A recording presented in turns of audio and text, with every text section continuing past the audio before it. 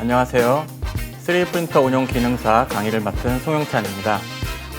오늘 시간은 6번째 시간으로 3D 프린터 하드웨어 설정에 대해서 알아보도록 하겠습니다. 3D 프린터를 사용하게 됐을 때 가장 또 필요한 것이 사용하는 재료인데요. 그런 재료에 대해서 우리가 먼저 한번 알아보도록 하겠습니다. FDM 방식, 우리가 많이 사용하고 있는 FDM 방식에 사용하고 있는 그런 방식과 재료에 대해서 알아보겠는데요. 거기엔 먼저 랩랩 프로젝트라고 해서 영국에서 시작된 오픈소스를 지향하는 그런 프로젝트 단체입니다. 그리고 상표 문제를 방지하기 위해 FFF라고도 부릅니다. 그래서 FDM이랑 FFF랑 동일한 방식이라고 보시면 되겠습니다. 그리고 3D 프린터 제작에 필요한 도면이나 소프트웨어 그런 정보들이 모두 오픈소스로 공개되어 있기 때문에 저가형 3D 프린터 등장에 기여를 한 그런 프로젝트라고 알고 계시면 될 것 같습니다. 그리고 이런 FDM 방식에는 재료가 여러 가지가 많이 있는데요. 일반적으로 일단 플라스틱 수지를 얇은 실처럼 뽑아 만든 필라멘트 형태의 열 가소성 수지라고 보시면 되겠습니다. 그래서 고온의 노즐로 통해서 용융, 압출을 하는 그런 방식이라고 보시면 되고요. 그다음에 출력물의 제품의 강도라든가 내구성 등이 적절해야 되고요. 주로 PLA나 ABS 소재를 많이 사용하고 있습니다. 거기에 사용하고 있는 재료 중에 첫 번째로 PLA라는 게 있는데요. PLA는 옥수수 전분을 이용해서 만든 무독성 친환경적 재료입니다. 그래서 장점으로는 열 변형이 적어서 다른 재료에 비해서 정밀한 출력이 가능하고요. 그다음에 경도가 다른 소재에 비해서 강한 편이기 때문에 쉽게 부서지지는 않습니다. 그리고 표면 광택이 있고 그리고 수축이 적기 때문에 히팅 베드가 없이도 출력이 충분히 가능합니다. 그리고 출력 시에 유해 물질이 그래도 발생이 적은 편이기 때문에 조금은 가정이라든가 교육하시는 분들이 안전하게 사용할 수 있는 그런 장점을 가지고 있습니다. 하지만 단점으로는 서포터 발생했을 때 제거하기가 어렵고 후가공이 좀 어렵습니다. 그래서 사포라든가 이런 것들로 우리가 후가공을 하게 되는데 잘 갈리지 않는 그런 단점을 가지고 있습니다. PLA 같은 경우는 사용할 수 있는 그런 노즐 온도는요, 180도에서 230도 사이에서 우리가 설정을 해서 사용할 수가 있게 돼 있습니다. 재료마다 이런 온도가 조금씩 틀리게 설정이 돼 있고 또 필라멘트를 구매하시게 되면 붙어 있는 라벨에 이런 온도 조건들이 있는데 그런 온도 조건에 맞춰서 내 환경에 맞는 그런 설정을 해주시는 게 가장 좋겠죠. 그리고 ABS라는 재료가 있는데요. ABS는 유독가스를 제거한 석유 추출물을 이용해서 만든 재료입니다. 여러분들이 ABS에 대해서는 많이 들어보셨을 겁니다. 그런 일반적인 그런 플라스틱 재료이고요. 가전제품이라든가 여러 가지 자동차 부품, 가전 파이프, 장난감 이런 곳에서 계속해서 많이 사용해 왔던 그런 재료로 비슷하게 만든 그런 가루를 이런 ABS 필라멘트로 만들어서 사용하는 그런 재료라고 보시면 되고요. 강하고 또 오래가면서도 열에 상대적으로 강한 편이기 때문에 산업용이라든가 이런 데서도 많이 사용하고 있는 그런 부분입니다. 그리고 앞에서 본 PLA보다는 가격대가 조금 더 저렴합니다. 예전에는 좀 가격 차이가 많이 났었는데 지금은 상대적으로 PLA가 가격대가 많이 내려가면서 좀 비슷해진 상황입니다. 그리고 단점으로는 출력 시 수축 현상이 상당히 많이 발생을 하기 때문에 되도록 챔버 이런 케이스가 있는 프린터의 사용이나 또 히팅 베드를 반드시 사용을 해서 베드 자체에 가열을 해서 출력을 꼭 하셔야 합니다. 그리고 가열할 때 나는 특유의 그런 플라스틱 타는 냄새가 나기 때문에 실제로 환기가 상당히 필요한 부분이라서 보통 가정에서 사용하시기에 그렇게 쉬운 그런 재료는 아니시라고 보시면 되겠습니다. 물론 환기 장치를 잘 해놓고 하신다면 가정에서도 사용하실 수가 있겠죠. 사용하고 있는 노즐 온도는 220에서 250도 정도의 노즐 온도를 가지고 있습니다. 그리고 나일론은 ABS나 PLA에 비해서 강도가 높기 때문에 주로 기계 부품이나 RC 부품 등으로 많이 사용을 하게 됩니다. 그리고 휴대폰 케이스나 의류, 신발 이런 곳에서 많이 사용하는데요. 그런 이유가 그런 충격 내구성도 강하고 특유의 유연성도 많고 그리고 질깁니다. 그렇기 때문에 이러한 그 케이스, 휴대폰 케이스나 의류 이런 것들을 많이 사용을 하는 거죠.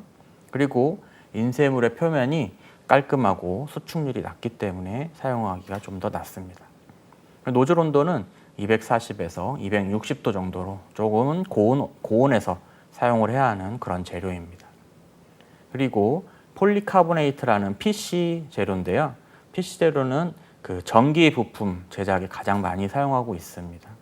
그리고 일회성으로 그 강한 충격을 받는 그런 제품에도 많이 사용하고 있는데요.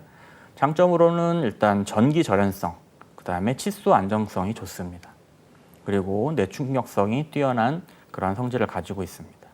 하지만 단점으로는 연속적인 힘이 가해지는 부품에 좀 약한 그런 형태가 있고요.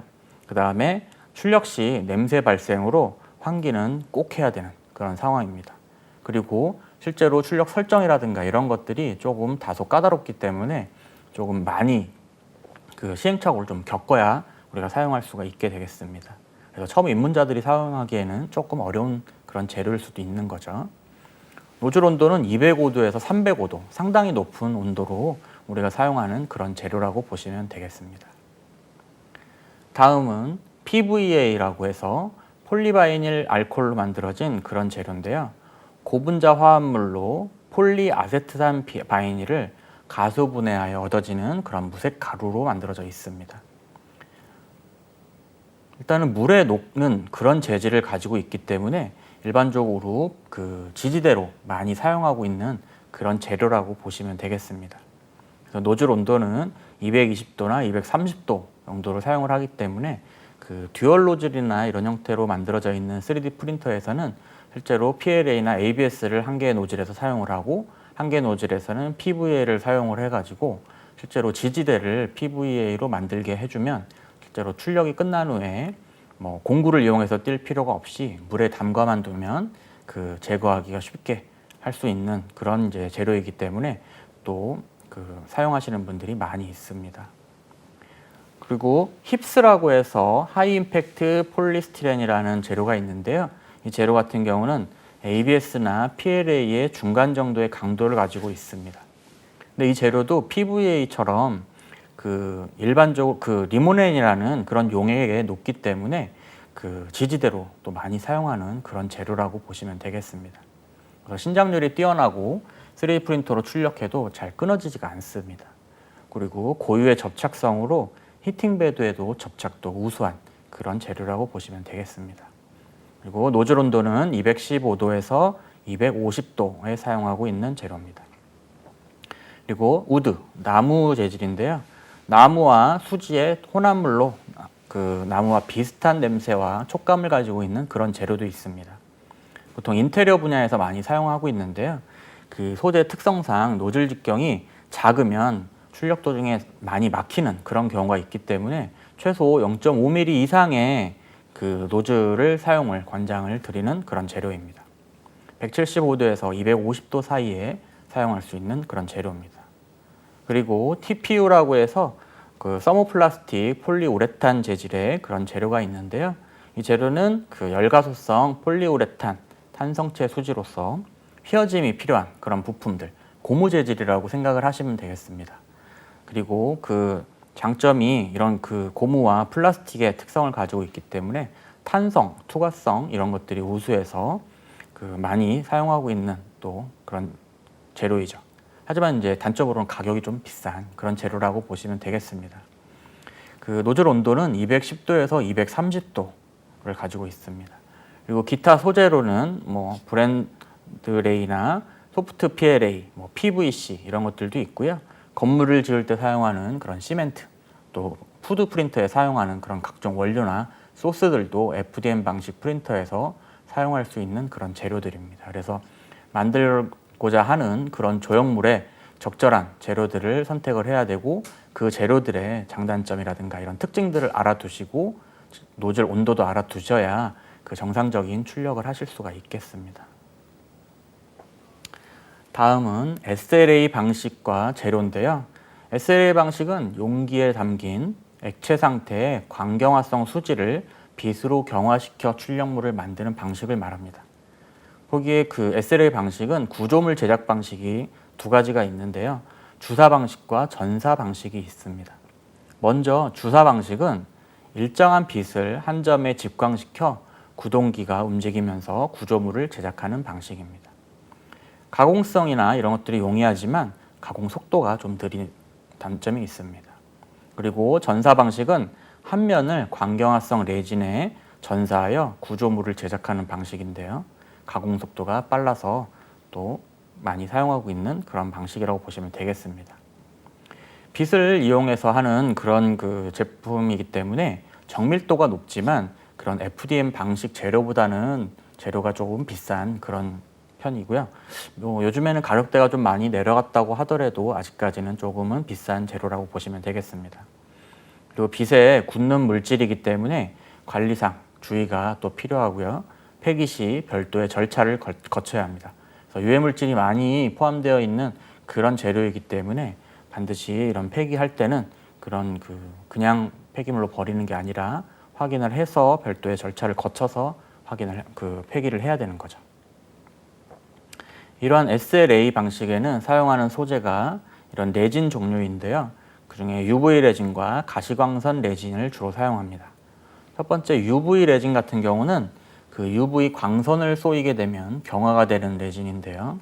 SLA 방식에서 가장 많이 사용하고 있는 그런 재료라고 보시면 되겠습니다.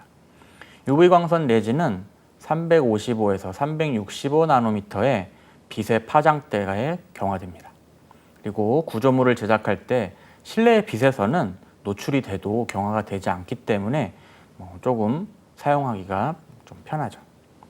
그리고 FDM 방식 재료보다는 비싸지만 SLA 방식 재료 중에서는 가격이 저렴한 편이고 정밀도가 높은 그런 재료라고 보시면 됩니다. 그리고 하지만 강도가 좀 낮아서 그 시제품을 제작하는 데 주로 많이 사용을 해서 깨지거나 그런 부분들에서는 조금 단점이 있는 그런 재료라고 보시면 됩니다. 그 다음에 가시광선 레진이 있는데요. 가시광선 레진은 가시광선을 레진에 쏘이게 되면 경화되는 그런 레진입니다. 파장대는 UV 파장대를 제외한 빛의 파장대를 사용해서 경화가 되는데요. 이 가시광선 레진 같은 경우는 제작할 때 별도의 안막이나 이런 차단 장치를 꼭 해줘야 합니다. 그래서 일반 가시광선 때문에 출력하기 전에 경화가 된다고 한다면 실제로 사용할 수가 없게 되는 거죠. 그래서 그런 장치를 해주긴 해야 되는데 또 한편으로는 UV 레진보다는 그런 사용성이 좀 더 쉬운 그런 레진이라고 보시면 되겠습니다.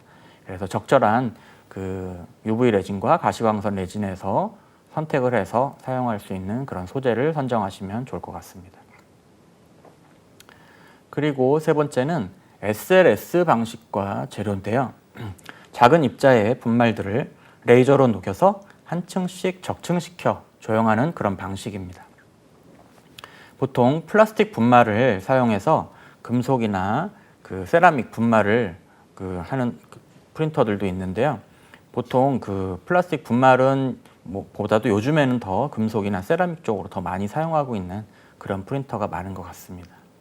그리고 분말 속에서 출력물을 제작하기 때문에 별도의 서포터가 필요 없지만 또 후처리 과정이 조금은 번거로운 그런 과정이 있고요. 그 다음에 재료가 좀 많이 비싼 편입니다. 그리고 SLS 방식에는 선택적 레이저 소결이라고 하는 그런 방법이 있는데요. 여기에서 소결이라는 방법은 분말 재료에 압력을 가해서 밀도를 높이고 적절한 에너지로 분말 표면을 녹여서 결합시키는 그런 공정을 소결이라고 합니다. 그리고 분말 융접 3D 프린팅의 공정을 보시게 되면 용융 온도가 서로 다른 그런 분말들이 고르게 혼합되어 있는 분말에 압력을 가해서 여기에 압력을 가한 후에 열 에너지를 가해서 상대적으로 용융 온도가 낮은 분말을 녹여서 결합시키는 그런 방법을 사용하기도 합니다. 그래서 그림에서 보시듯이 용융 온도가 낮은 재료에 가열을 하게 되면서 용융 온도가 낮은 재료가 녹으면서 그런 융합이 되는 그런 형태를 보실 수가 있습니다. 이 SLS 방식에는 소재들이 여러 가지 분말 소재들이 있는데요. 그 중에 대표적인 또 플라스틱 분말에는 그 나일론 계열 폴리아미드 플라스틱 분말이 있습니다. 세라믹이나 금속 분말 재료에 비해서는 저렴한 편이고요. 의류나 패션, 액세서리, 폰 케이스 등에 사용하며 다양한 컬러 표현이 가능한 그런 그 분말 재료입니다. 그리고 세라믹 분말은 금속과 비금속 원소의 조합으로 이루어져 있는데요. 알루미나 실리카 등이 대표적인 세라믹이고요. 점토나 시멘트, 유리 등도 있습니다. 플라스틱에 비해서는 강도가 강하고 내열성이 탁월하고 내화성도 탁월합니다. 그리고 세라믹을 용융시키기 위해서는 고온의 열이 필요하게 됩니다. 그리고 세 번째로 금속 분말이 있는데요. 금속 분말은 철, 알루미늄, 구리 등 하나 이상의 금속 원소로 구성된 재료입니다. 소량의 비금속 원소, 탄소, 질소 등이 첨가되어서 합금을 만듭니다. 그리고 알루미늄, 티타늄, 스테인리스 등이 있습니다. 그래서 이런 금속 분말은 자동차 부품과 그런 기계 부품 이런 곳에서 많이 사용하고 있는 그런 분말 소재라고 보시면 되겠습니다. 그리고 MJ 방식이라는 프린터가 있는데요. 그 MJ 방식은 폴리집 방식이라고도 하면서 정밀도가 매우 높은 그런 방식입니다.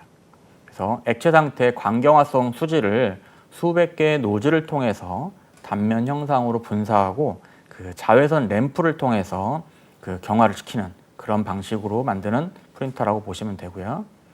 형상 제작 시에 노즐을 통해서 형상 재료하고 서포터 재료가 선택적으로 분사가 직접 됩니다.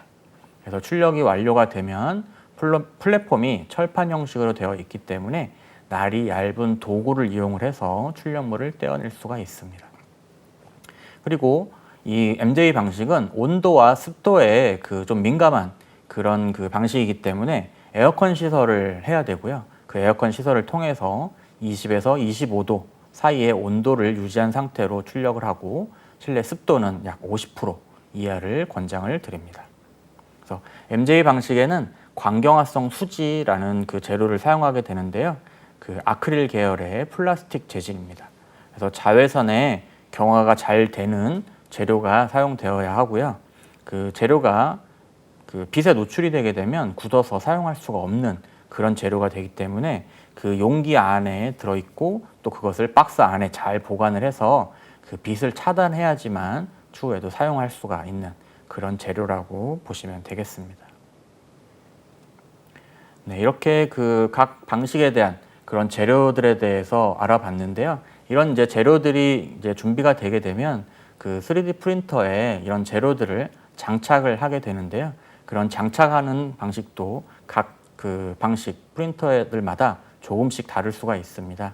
먼저 FDM 방식 같은 경우는 뭐 프린터들마다 좀 구조에 따라 조금씩 틀리고 또 외형이 개방형이냐 아니면 함체로 만들어져 있는 그런 챔버형 그 프린터냐라고 생각을 했을 때 조금은 다르겠지만 프린터의 보통 뒤나 옆쪽에서 그다음 필라멘트를 그런 튜브를 통해서 삽입하는 그런 방식들이 대부분이고요. 또 뭐 일반적으로 익스트루더에다가 바로 필라멘트를 넣는 그런 경우도 있습니다. 그리고 재료의 보관과 다른 첨가물을 또 삽입하기에 용이한 그런 그 장점이 있습니다. SLA 방식 같은 경우는 그 안망 및 그 빛 차단 장치를 가지고 있는 팩이나 케이스에 장착해서 공급을 해주게 됩니다. 그래서 그 보관할 때는 광개시제와 혼합하지 않고 온도 유지 장치에 보관하는 것이 좋고요. 그다음에 빛의 파장과 색이 그리고 노출 시간에 따라서 구조물 제작이 달라지게 되므로 모노머와 광개시제로 이런 것들을 조절을 하게 됩니다. 그리고 SLS 방식은 그 별도의 분말 저장 공간을 만들어서 그 안에 일정한 양을 부어서 사용을 하는 그런 이제 방식이라고 보시면 됩니다. 그리고 MJ 방식 같은 경우는 SLA 방식처럼 별도의 팩이나 그런 용기를 직접 꽂아서 사용하는데요. 마찬가지로 광경화성 수지를 사용하기 때문에 그러겠죠. 보통 파트 제작에 쓰이는 재료와 서포터 재료를 사용하는 그런 재료를 설치하는 곳이 다르게 되어 있습니다. 그래서 꼭 확인을 해서 그런 재료를 맞춰서 넣어 주어야 될 것 같습니다. 이렇게 소재를 장착을 했다면 실제로 그 프린터에서 그 출력이 잘 되는지 이렇게 그 뭐 재료들을 넣어서 출력을 살짝 해봐야 그 예비 출력을 좀 해봐야 되는데요. 그럴 때 확인하는 내용들입니다.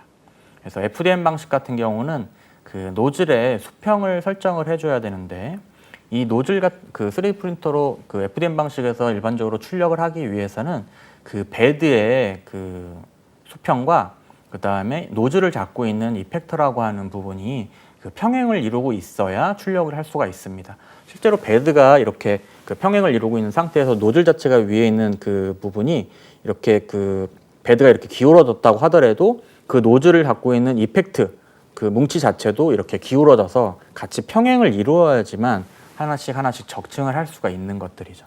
그렇기 때문에 그런 부분들을 제일 먼저 확인을 해야 되는 거고요. 거기에서 노즐과 또 베드의 그런 간격, 0점 조정이라고 보통 얘기를 하고 또 그런 옵셋 설정이라고 하는데요. 그런 그 베드의 그 노즐이 간격을 맞추게 됩니다. 그래서 그 노즐과 베드의 간격이 너무 그 떨어지게 되면 필라멘트 자체가 동글동글하게 나오면서 출력물에 베드에 잘 붙질 않게 되고요. 그리고 또 너무 붙게 되면 그러니까 압출을 할 수가 없어서 필라멘트가 나오지 않게 됩니다. 그래서 그런 부분들을 잘 맞춰주기 위해서 뭐 딱 그 뭐 수치값으로 나와 있는 건 아닌데요. 우리가 보통 그 A4 용지 같은 그런 종이를 노즐과 베드 사이에 끼워 놓고 그 0점을 맞출 때 그 A4 용지가 긁히는 정도라고 해서 그렇게 해서 맞추는 그런 경우가 많습니다. 그렇게 해서 그 노즐과 베드의 간격을 맞춰줘야 합니다. 그리고 노즐에 막힘 현상이 있는지 확인을 해야 되는데요.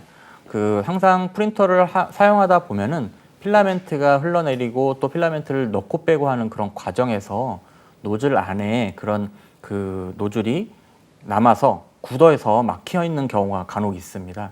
근데 그런 것들이 뭐 사용하면서 또 가열을 하게 되면 풀려서 나오기도 하지만 내부의 조그만 틈이나 이런 부분들을 통해서 계속해서 축적이 되면서 노즐이 그 막히는 그런 현상이 발생할 수도 있습니다. 그래서 출력 전에 그런 것들을 확인을 하고 또 온도를 예열을 해서 필라멘트를 조금 더 빼서 그런 것들을 교체도 하고 확인을 해야 되는 그런 과정들이 필요한 거죠. 그리고 스태핑 모터의 압력이 부족한지 먼저 또 확인을 해야 합니다. 이런 스태핑 모터가 그 필라멘트를 밀어주고 있는 그런 모터의 압력인데요. 그 익스트루더 모터겠죠. 그래서 그 모터 같은 경우가 압력이 부족하게 되면 필라멘트를 올바르게 밀어주지 않기 때문에 그 출력되고 있는 그런 그 압출되고 있는 그런 그 필라멘트가 너무 가늘게 나온다거나 뚝뚝 끊어져서 나온다거나 그렇게 될 수가 있습니다. 그렇게 됐을 때는 출력을 하게 되면 출력 표면이 아무래도 좀 퀄리티가 떨어지는 그런 불량한 그런 출력물이 나올 수밖에 없겠죠. 그리고 노즐 출력의 두께를 조정을 해야 합니다. 그래서 그 출력 레이어의 그 두께에 따라서 품질이 좌우된다고 우리가 설정에서도 한번 본 적이 있었는데요. 그런 그 한 층 한 층 쌓아 올릴 때 두께를 내가 적절하게 잘 맞춰서 우리가 그 설정을 하게 되면 그래도 외형에 대한 그런 출력물의 퀄리티가 올라갈 수 있겠습니다. 그리고 SLA 방식 같은 경우는 그 빛의 조절을 하는 게 중요한데요. 빛의 경화가 너무 지나치는 과경화 현상이 발생이 되면 경화 부분이 타거나 열 변형이 일어나서 뒤틀림 현상이 일어날 수가 있습니다. 그리고 이렇게 레진 경화 시에는 그런 빛의 색이 조절이 많이 필요하다는 것을 알고 계시면 좋을 것 같고요. 거기에 빛샘 현상이라는 게 있는데요. 광경화성 소지의 주사는 그런 빛이 새어나가거나 그렇게 되면 원하지 않는 부분이 또 경화가 되는 그런 부분이 생길 수가 있습니다. 그렇게 되면 아무래도 출력물이 지저분해질 수밖에 없겠죠. 그래서 그 액상 형태의 그런 수지가 완전히 불투명하지 않고 0.05mm 정도의 두께의 플라스틱 같은 경우는 그런 빛이 새어 나올 수 있기 때문에 확인을 하셔야 됩니다. 그래서 빛샘 현상을 줄이기 위해서는 레진의 구성 요소와 경화 시간을 적절히 잘 맞추어서 우리가 그 설정을 해줘야 되겠습니다. 그리고 SLS 방식은 분말을 이용하는 방식이기 때문에 그 습한 곳에서는 뭉침이 발생할 수가 있습니다. 그렇기 때문에 항상 보관에 좀 유의를 해야 되겠죠. 그리고 레이저 파워가 강하게 되면 그 분말의 용접이 강하게 되는 경우가 있어서 그런 레이저 파워도 적절하게 조절을 해줘야 합니다. 이렇게 우리가 그 소재가 준비가 되면 소재를 프린터에 장착을 하고 그 프린터에 장착된 상태에서 예비로 우리가 잘 되고 있는지를 확인들을 해야 되는 거고요. 이렇게 되었을 때 출력을 하기 위한 데이터를 우리가 준비를 해서 업로드를 하게 되는데요. 우리가 그 출력물에 대한 데이터 같은 경우는 그 STL 파일, 우리가 출력용 파일로 변환을 해서 우리가 그 3D 프린터에 맞게 또 데이터를 또 변환을 하는 과정을 또 거친다고 했었습니다.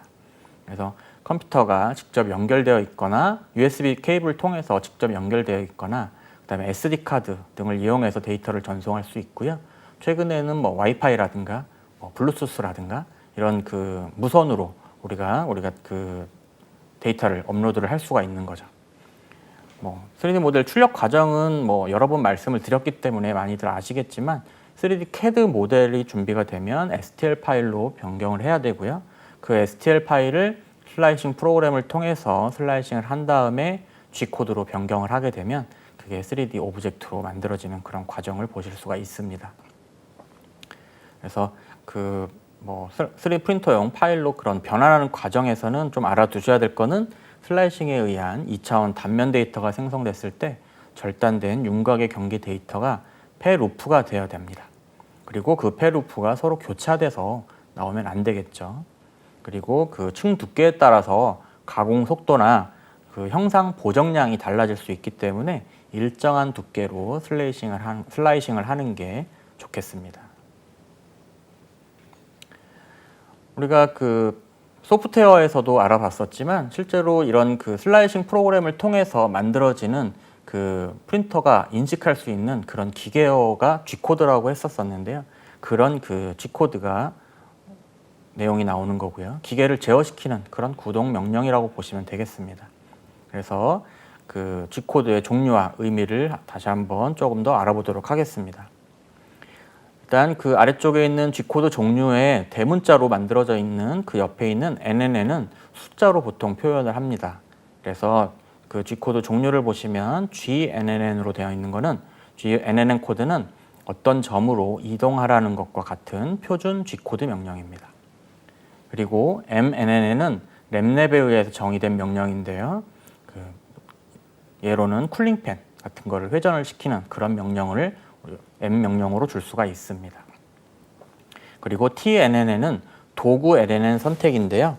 그 이런 도구를 우리가 선택할 때 사용하는 명령 코드라고 보시면 되겠습니다. 그리고 SNNN은 파라미터 명령 코드.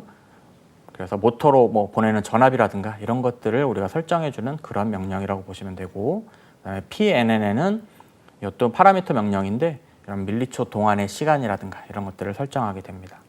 그리고 XNNN, YNNN, ZNN은 이동을 위해 사용하는 그런 X, Y, Z의 좌표입니다. 그리고 FNNN은 1분당 피드레이트, 프린터의 헤드의 그런 움직임 속도 그런 것들을 설정해 줄 때 우리가 명령을 할 때 FNNN을 사용합니다.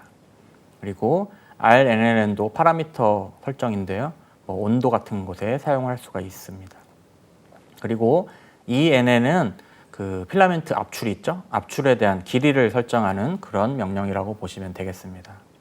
그리고 NNN은 선 번호 명령인데요. 통신 오류 시에 재전송 요청을 위해 사용하는 그런 코드입니다. 그리고 별 NNN은 체크섬, 그 통신 오류를 체크하는 데 사용하는 그런 코드로 보시면 됩니다. 이렇게 해서 G코드, 준비 기능에 가지고 있는 G코드의 그런 그 코드의 의미를 좀 알아보겠는데요. 이런 부분들이 뭐 앞에도 나왔었고 이번에도 나오고 다음 또 수업 때도 또 나오게 되는데요. G코드 관련해서는 꼭 기능사 시험에서 3-4문제씩은 꼭 나오니까 뭐 어느 정도 그런 주요 G코드나 M코드 같은 경우는 숙지를 해두시는 게 좋을 것 같습니다. 자, 먼저 G00라는 코드는요. 지정된 좌표로 빠른 이동을 하는 그런 이제 좌표고요.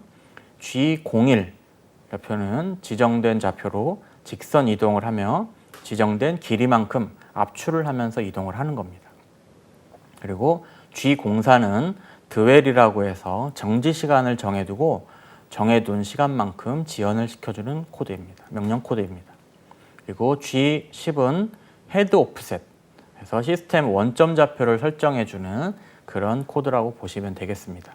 그리고 G17은 X, Y 평면 설정을 해주는 그런 코드이고요. G18, G19는 XZ, YZ의 평면을 설정해 주지만 3D 프린터에서는 구현이 되지 않는 그런 코드입니다. 그리고 G20은 인치 단위로 설정을 해주는 코드이고요. 그 다음에 G21은 밀리미터 단위로 설정을 바꿔주는 코드입니다. 그리고 G28은 헤드가 원점으로 이동하는 그런 명령 코드입니다. 그리고 G90은 절대 좌표, 그래서 좌표를 그 기계의 원점 기준으로 설정을 하게 되는 그런 그 절대 좌표 코드이고요. 그 다음에 G91은 상대 좌표, 그래서 상대 좌표라고 해서 좌표의 마지막 위치를 기준으로 해서 원점을 설정하는 그런 그 상대 좌표 코드라고 보시면 됩니다. 그리고 G92는 설정 위치, 그래서 지정된 좌표로 현재 위치를 설정하는 공작물 좌표계를 나타내는 그런 코드라고 보시면 되겠습니다. 그리고 보조 기능으로 M 코드가 있는데요. 이것은 그 기계를 조정해주는 코드이고요. 그 프로그램을 제어하거나 그다음에 헤드 이외에 그런 그 헤드 보조 기능 이외에 기계 보조 장치들을 온오프 해주는 그런 역할을 하는 그런 그 코드라고 보시면 되고, 보시면 M0는 3D 프린터의 동작을 정지시켜주는 코드입니다. 그리고 M1은 3D 프린터의 선택적 프로그램을 정지시켜주는 그런 이제 코드이고요. M17은 스태핑 모터를 활성화시키게 됩니다. 그러니까 모터를 켜게 되는 거죠. 그리고 M18은 그 스태핑 모터를 꺼주는 그런 그 명령이라고 보시면 됩니다. 그리고 M101은 압출기 전원을 켜고 준비를 시켜주는 명령. 그다음에 M102는 그 압출기 전원을 켜고 준비하는데 역방향 쪽에 그런 그 부분을 준비하는 겁니다.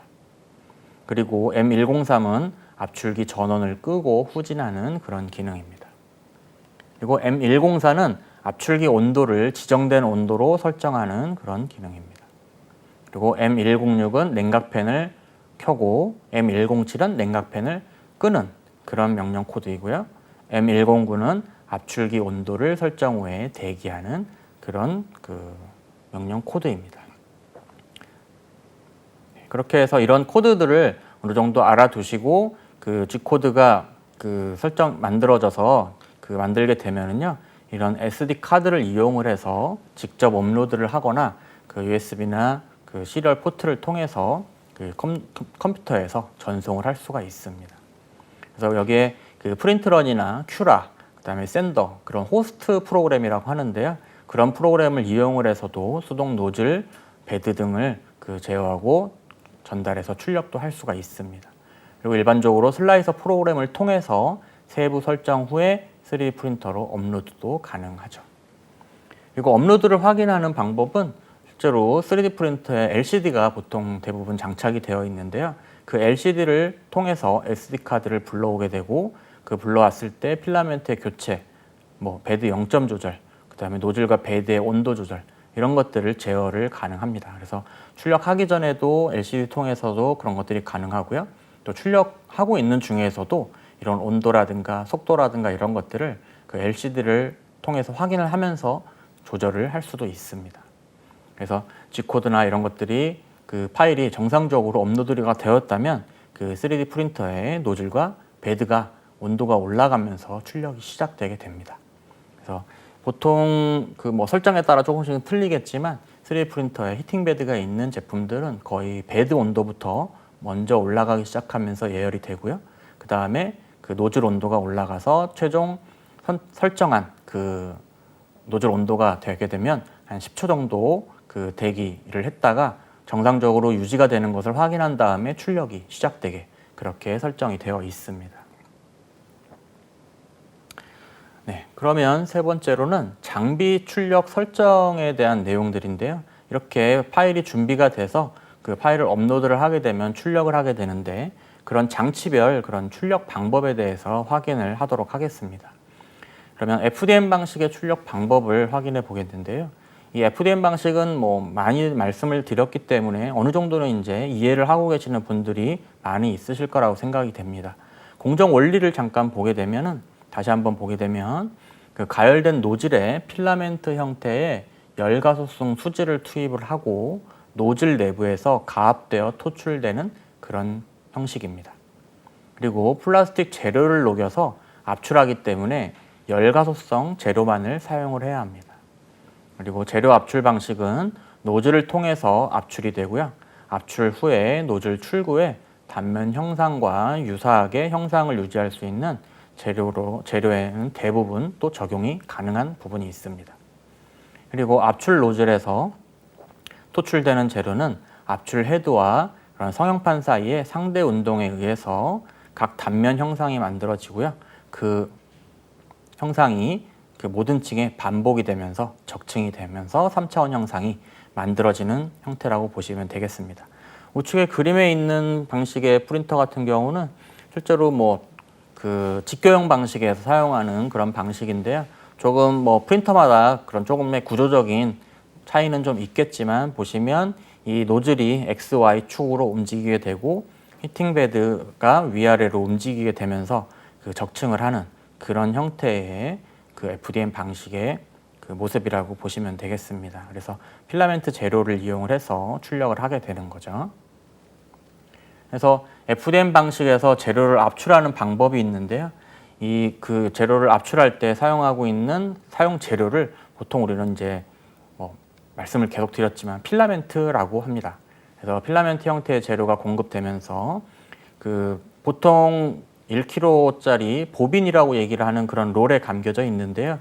또 제두사 장치를 만드는 제두사에 따라서 그런 보호 카트리지 형태로 만들어져서 그 카트리지에 넣어가지고 그 예전에 그 인쇄 프린터에서 카트리지 장착하듯이 필라멘트를 장착하는 그런 형태도 있습니다. 그래서 프린터 내부에 필라멘트가 있는 경우도 있고 외부에 장착해서 사용하는 그런 경우도 있습니다. 그래서 그런 필라멘트를 그렇게 장착을 하게 되면 스태핑 모터에 연결을 하게 되는데요. 이런 그 스태핑 모터, 그 익스트루더 모터라고 얘기하는데 그 모터의 회전에 의해서 그 톱니가 회전을 하게 되면 그 여기에 물려 있는 필라멘트가 노즐 내부로 이송을 하게 되고요. 그 노즐 내부에서 가열된 필라멘트가 용융돼서 토출이 되는 그런 형태로 나오게 됩니다. 그래서 이쪽 부분을 우리가 익스트루더라고 얘기를 합니다. 그래서 피드레이트를 통해서 우리가 그 필라멘트를 넣고 핫엔드 노즐을 통해서 우리가 토출을 하게 되는 거죠. 그래서 이 필라멘트 같은 경우가 처음에는 고체 상태로 들어가게 되지만 열에 의해서 점성이 높은 그런 액체 상태로 용융이 되면서 압출이 되게 됩니다. 그래서 이런 필라멘트를 공급하는 부분에 대한 내용들을 조금 더 알아보면은 그 익스트루더에 공급하는 부분에 그 필라멘트를 밀어주고 있는 모터 부분을 우리가 콜드엔드 부분이라고 얘기를 하고요. 그 다음에 압출이 돼서 나오는 노즐 부분을 우리가 핫엔드라고 이렇게 부르게 됩니다. 그래서 그렇게 두 가지로 나눠져 있는데 그 두 가지가 합쳐져 있는 그런 익스트루더는 우리가 직결 방식이라고 하고 그 다음에 그 핫엔드와 콜드엔드가 나눠져 있는 그런 방식을 우리가 보우된 방식이라고 합니다. 그래서 두 가지 방식으로 되어 있는데 프린터들마다 이런 구조에 따라서 조금씩 달라지게 되는데요. 한번 직결 방식과 보우된 방식에 대해서도 한번 조금 더 알아보겠습니다. 자, 직결 방식 같은 경우는 핫엔드와 콜드엔드가 그 헤드에 같이 포함이 되어 있습니다. 그래서 주로 직교형 방식 프린터에 많이 사용되어 왔는데요. 최근에는 조금씩 바뀌어가는 추세이긴 하지만 아직까지도 여러 가지 그 대부분의 직교형 방식 프린터에는 직결 방식을 많이 사용을 합니다. 장점으로는 그 직결 방식 같은 경우는 헤드 그 익스트루더 그 피더 모터에서 노즐 간의 거리가 짧기 때문에 실제로 필라멘트 공급이 조금 더 안정적이고요. 다양한 재료를 사용이 가능합니다. 그래서 필라멘트 교체할 때도 조금 더 짧기 때문에 교체가 용이한데요. 이 중에 다양한 재료라고 할 수 있는데 이 재료 중에 그 단단한 고체 형태로 되어 있는 필라멘트 외에 TPU처럼 좀 고무 성질을 가지고 있는 필라멘트 같은 경우가 직결 방식에서는 조금 더 유리할 수가 있습니다. 그래서 하지만 직결 방식 같은 경우는 헤드에 직접 그런 핫엔드와 콜드엔드 부분, 모터가 같이 붙어 있기 때문에 아무래도 헤드가 좀 무겁죠. 그래서 무거움 때문에 그런 출력 공간도 줄일 수가 있고요. 그다음에 빠른 출력이 조금은 어려울 수가 있습니다. 그래서 그림에서 보시듯이 모터와 그런 핫엔드 노즐이 같이 붙어 있는 그런 모습을 보실 수가 있고요. 보호된 방식은 핫엔드와 콜드엔드가 나눠져 있습니다. 근데 이 나눠져 있는 부분이 어떻게 연결되어 있냐면 테프론 튜브라는 튜브로 연결이 되어 있는데요. 주로 델타형 방식의 프린터에서 사용을 하고 있습니다. 그래서 이 지금 보호된 방식 같은 경우는 헤드가 가볍기 때문에 출력 속도를 조금 더 빠르게 할 수도 있습니다. 그리고 반동에 의한 그런 진동이 좀 적은 그런 편이죠. 그리고 직결 방식에 비해서는 필라멘트 공급이 좀 불안할 수가 있습니다. 아무래도 콜드엔드에서 핫엔드 부분까지 거리도 있고 테프론 튜브를 사용을 하기 때문에 고체 형태의 좀 딱딱한 재질의 재료보다 그런 TPU 재질을 사용했을 때 조금 더 늘어나는 성질 때문에 재료 공급이 조금은 불안해질 수가 있기 때문에 출력이 아주 안 되는 건 아니지만 조금 설정을 잘 해줘야 되는 것이죠. 그래서 아래 그림에서 보시겠듯이 모터와 따로 핫엔드 부분이 나눠져 있습니다. 그래서 핫엔드 위쪽에 보시면 저렇게 하얀 관처럼 되어 있는 게 테프론 튜브인데요. 테프론 튜브를 통해서 우리가 재료를 공급해주는 그런 방식입니다. 그리고 FDM 방식에는 히팅베드를 이제 사용하게 되는데요. 이 히팅베드 같은 경우는 Z축 방향으로 이송이 되면서 보통 X, Y 평면에서 이송된 단면 형상이 만들어지게 됩니다. Z축 방향으로 베드가 움직이는 그런 형태의 프린터들도 있지만 실제로 베드가 Y축 방향으로 움직이고 X와 Z 방향이 같이 뭉쳐서 올라가는 그런 형태도 있습니다.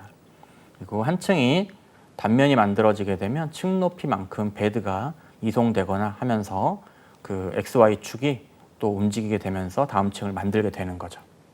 그리고 열가속성 수지 특성상 노즐에서 토출된 후에는 바로 굳게 되기 때문에 주위 온도가 너무 낮게 되면 굳는 속도가 빨라져서 이전 층 위에 접착이 되지 않는 그런 현상도 발생할 수가 있습니다. 그래서 여름이나 겨울에 에어컨 바람이라든가 히터 바람에 의해서도 조금씩은 그런 부분들이 달라질 수가 있습니다.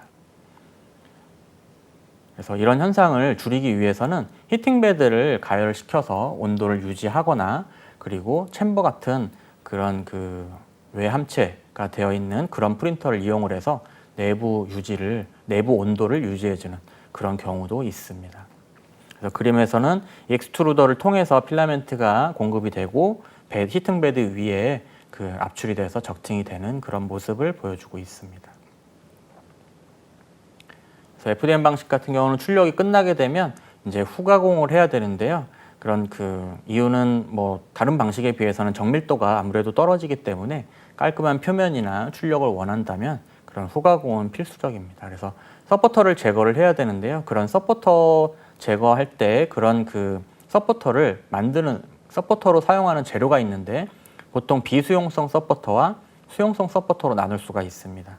그래서 비수용성 서포터 같은 경우는 손으로도 뗄 수 있는 서포터가 있지만 니퍼나 커터, 그다음에 조각도, 아트나이프 이런 공구들을 이용해서 떼면 용이한 그런 부분이 있습니다. 그리고 수용성 서포트에 비해서 시간이 오래 걸리고 표면 상태도 좋지가 않습니다. 그리고 수용성 서포터로는 재료에서 한번 말씀드린 PVA를 사용하는 그런 이제 서포터고요. 물에 녹아서 단순한 세척으로만으로도 우리가 떼어낼 수가 있습니다. 또 그리고 힙스라는 그런 재료를 이용해서 리모넨 용액에 담가서 그런 서포터를 떼어내는 그런 경우도 있습니다.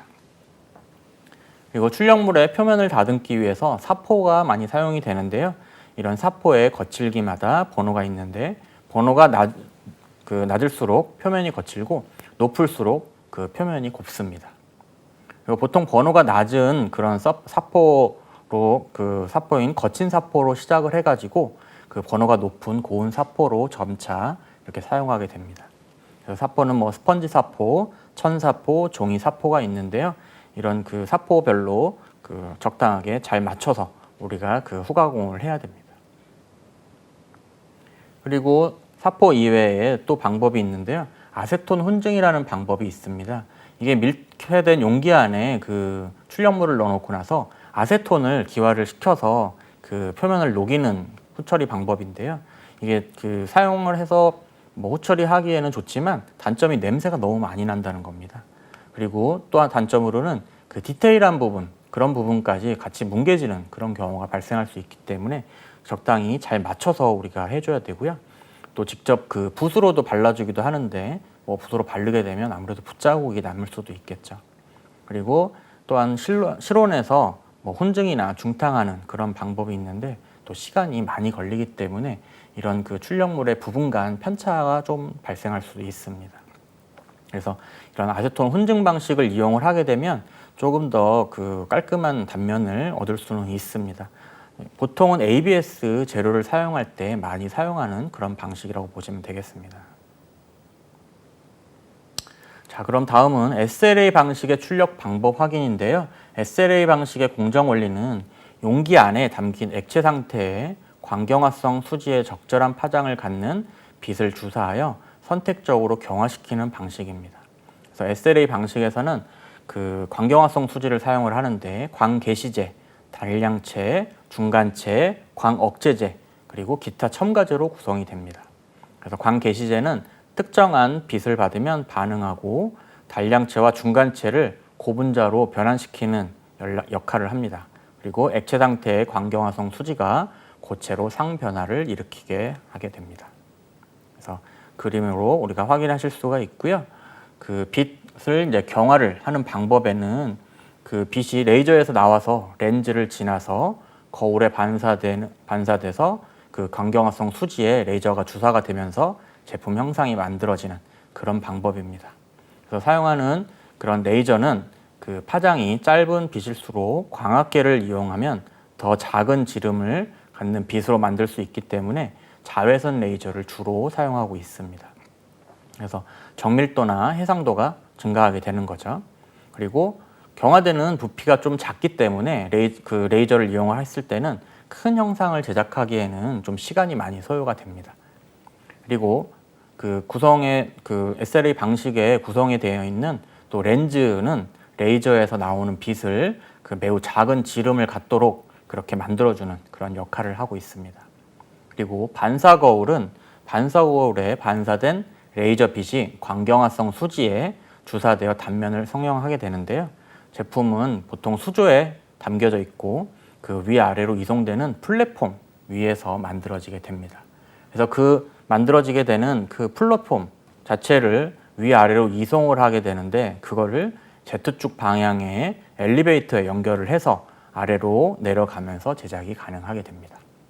그리고 스윕암이라는 게 있는데요. 그 플랫폼이 내려가면서 위로 차오르는 광경화성 수지의 평탄화 및 그 새로운 층을 코팅을 해주는 역할을 하게 되는데 매우 그 날카로운 칼날이나 그런 그 형태로 되어 있기 때문에 내부에 광경화성 수지를 공급할 수 있는 그런 그 장치도 가지고 있는 그런 그 방식도 있습니다. 그래서 빛의 주사 조건에 따라서 그 광경화 기술 분류로 나눌 수가 있는데요. 자유액면 방식과 규제액면 방식이 있습니다. 먼저 자유액면 방식은 광경화성 수지의 표면이 외부로 노출이 되어 있고 노출된 광경화성 수지의 표면에 빛을 주사하는 방식입니다. 그래서 구조물 성형이 규제액면 방식에 비해서는 상대적으로 용이합니다. 그리고 한 층을 성형한 후에 다음 층을 성형하기 위해서 구조물을 받치고 있는 플랫폼이 층 높이만큼 매우 정밀하게 이송되거나 매우 정밀한 양의 광경화성 수지가 수조 내로 공급되어야 하기 때문에 광경화성 수지의 높이 제어가 어렵습니다. 그리고 층 높이가 매우 얇은 광경화성 수지의 점성에 의해서 이전 층 위에 덮인 광경화성 수지가 고르게 퍼지는데 시간이 좀 많이 소요가 되기 때문에 스위퍼 등의 장치를 이용해서 광경화성 수지를 고르게 퍼지게 해줘야 합니다. 그리고 규제액면 방식이 있는데요. 규제액면 방식은 빛이 투명창을 통해서 광경화성 수지에 조사가 됩니다. 광경화성 수지의 점성에 크게 영향을 받지 않기 때문에 이전에 성형된 층 위에 새로운 층을 성형하기 위해서 수지를 채우는 데 매우 용이합니다.